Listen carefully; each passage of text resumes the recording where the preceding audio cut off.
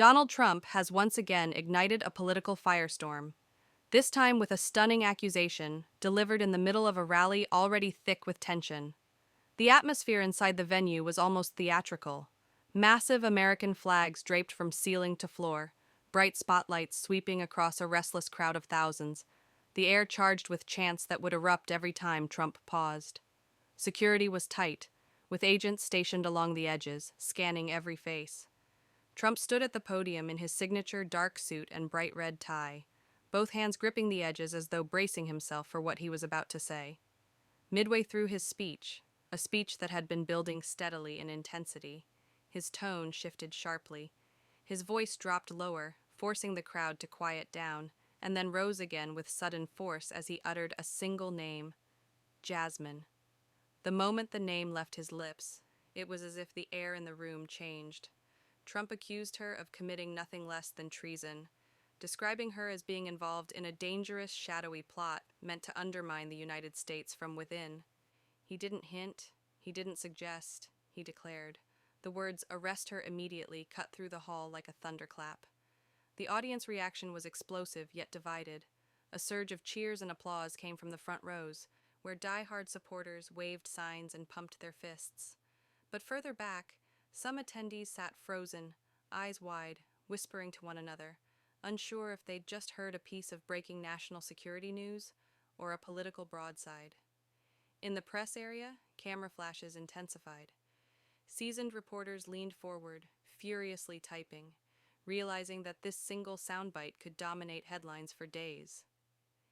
Even security personnel seemed momentarily more alert, scanning the crowd as though expecting something to happen right then and there. And then, the twist. Just 33 seconds after this explosive statement, Trump's delivery wavered. His cadence slowed, words tripped over one another, and for a fraction of a second, he seemed disoriented.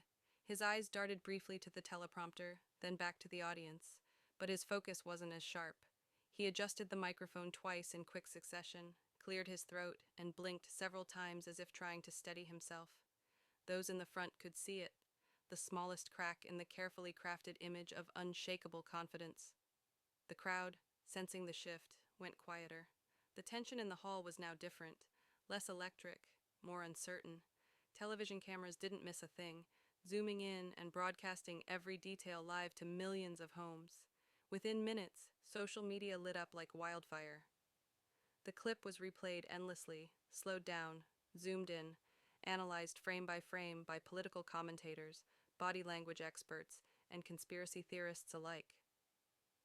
Theories flooded in.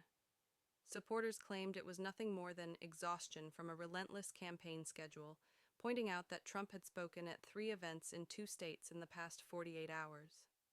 Critics, however, argued that the moment was psychological, that the sheer gravity of what he'd accused Jasmine of had momentarily unsettled even him.